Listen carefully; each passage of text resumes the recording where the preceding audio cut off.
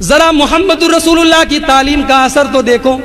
ایک صحابی اللہ کے نبی کے پاس آ کر کہتے ہیں کہ اے اللہ کے نبی، میں نے زمانے جاہلیت میں گناہ ایسا کیا ہے کہ اے اللہ کے نبی، مجھے جب بھی وہ گناہ یاد آتا ہے میری آنکھوں سے آنسو بہنے لگتے ہیں اور میں یہ سوچنے لگتا ہوں کہ اللہ تعالیٰ میری اس گناہ کو کبھی معاف کرے گا یا نہیں کرے گا. وہ صحابی بیان کرتے ہیں کہ اے اللہ کے نبی، میرے گھر میں معصوم بچی پیدا ہوئی اور میرے قبیلے کے خاندان کے قانون کے مطابق اس معصوم بچی کو مجھے زندہ زمین میں گاڑنا تھا. اے اللہ کے نبی، اس معصوم بچی کی شکل کو دیکھ کر مجھے ترس آ گیا. میں نے اس بچی کو نہیں گاڑا، بچا لیا. جب وہ بچی کچھ بڑی ہو گئی، 4-5 سال کی ہو گئی، پڑوس کے لوگوں نے دیکھ لیا، خاندان کے لوگوں نے دیکھ لیا. کہا کہ تم نے کیسے اس بچی کو بچا لیا؟ تم نے اس خاندان اور برادری کا قانون کیسے توڑ دیا؟ جاؤ پہلے اس بچی کو زندہ گاڑ کراؤ. اے اللہ کے نبی، برادری کے تانے سنتے سنتے، خاندان کے تانے سنتے سنتے میں عاجز آ گیا. ایک دن میں نے کدال اور فاوڑا ہاتھ میں اٹھایا اور اس معصوم بچی کو لے کر میں چلا. اے اللہ کے نبی، غور کرو میرے بھائیوں، ان حالات کا ذرا تصور کرو کہ اس صحابی نے اپنی معصوم بچی کو کیا کہہ کر، کیا بہانہ بنا کر، کس طریقے سے بہلا پھسلا کر وہ اپنی بچی کو لے کر گیا ہوگا. شاید اس نے اپنی بچی سے کہا ہوگا کہ میں تمہیں کسی میلے میں لے کر جاؤں گا، تمہیں کھلاؤں گا پلاؤں گا. معصوم بچی کو کیا پتا، وہ بیچاری اپنے باپ کی انگلی پکڑ کر جا رہی ہے. جب باپ اس جگہ پر پہنچتا ہے جہاں پر وہ اپنی بچی کو زندہ گاڑنے والا ہے، اپنی کدال سے وہ زمین کو گاڑ رہا ہے اور بچی بیچاری، معصوم بچی اپنے باپ کا ہاتھ بٹا رہی ہے. اللہ اکبر. کل بھی بیٹیاں باپ کی وفادار ہوا کرتی تھیں، آج بھی بیٹیاں بیٹوں سے زیادہ باپ کی وفادار ہوتی ہیں.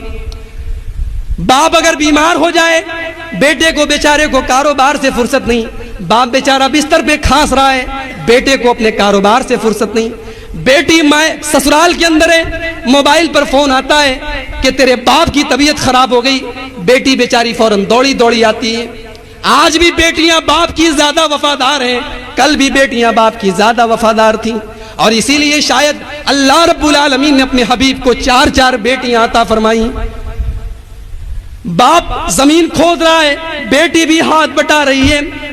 بیٹی کو معلوم نہیں کہ باپ میری موت کا گڑھا تیار کر رہا ہے، ابھی اس گڑھے کے اندر میرا باپ مجھے گاڑ دے گا. بیٹی کو کچھ خبر نہیں، کچھ معلوم نہیں. معصوم بچی، چھوٹی سی بچی، اسے کچھ خبر نہیں، وہ بس اپنے باپ کا ہاتھ بٹا رہی ہے. وہ اپنے باپ کو پسینے پسینے دیکھتی ہے تو سوچتی ہے کہ میں اپنے باپ کا ہاتھ بٹا دوں. جب وہ گڑھا کھود لیتا ہے، صحابی خود اپنے منہ سے کہتا ہے کہ اے اللہ کے نبی، میں نے اپنی بچی کو اس کے اندر ڈال کر جب مٹی ڈالنی شروع کی، میری بیٹی اپنے آخری وقت میں ابو ابو چلا رہی تھی، چیخ رہی تھی، رو رہی تھی، کلپ رہی تھی. لیکن اے اللہ کے نبی، اپنی بیٹی کی رونے پر، اپنی بیٹی کی کلپ پر، اپنی بیٹی کے کرانے پر میں نے ذرہ برابر بھی توجہ نہ دی اور میں نے اپنی بیٹی کو زندہ گاڑ دیا. جب وہ یہ واقعہ محمد الرسول اللہ صلی اللہ علیہ وسلم کو سناتے ہیں تو محمد الرسول اللہ صلی اللہ علیہ وسلم کی آنکھوں سے بھی آنسو ٹپکنے لگتے ہیں اور اللہ کے نبی رونے لگتے ہیں. قرآن کے اندر اللہ رب العالمین آیت نازل کر دیتا ہے، وَإِذَا الْمَوْءُودَةُ سُئِلَتْ. اے وہ لوگوں جنہوں نے اپنی بیٹیوں کو زندہ زمین میں گاڑا ہے، چاہے وہ زمانے جاہلیت کی طرح زمین میں گاڑا ہو، چاہے آج پیٹ کے اندر الٹرا ساؤنڈ کرا کے ایبارشن کروایا ہو. ارے ہم تو ان جاہلیت کے لوگوں سے بھی گئے گزرے ہو گئے. کم سے کم وہ اپنی بچیوں کو پیدا تو ہونے دیتے تھے، کم سے کم وہ اپنی بچیوں کو دنیا کی سانس تو لینے دیتے تھے. ہم تو ان سے بھی گئے گزرے ہو گئے. ہم نے اپنی بچیوں کو ماں کے پیٹ کے اندر ہی مار ڈالا. ہم نے ان بچیوں کو دنیا کی شکل بھی نہ دیکھنے دی. سن لو ایبارشن کروانے والے ماں باپ، تم کتنے قصائی ماں باپ ہو، کتنے بے مروت ماں باپ ہو. تم نے اپنے جن بچوں کو اپنی بیویوں کے پیٹ کے اندر تم نے مروا ڈالا، وہ ان بچیوں سے اللہ رب العالمین قیامت کے دن سوال کرے گا. وَإِذَا الْمَوْءُودَةُ سُئِلَتْ بِأَيِّ ذَنبٍ قُتِلَتْ. جب اس لڑکی سے اللہ رب العالمین سوال کرے گا کہ اے معصوم بچی، تیرے ماں باپ نے تجھے کس جرم میں مارا تھا. میرے بھائیوں، قرآن نے آ کر ان لوگوں کے حالات بدل دیے.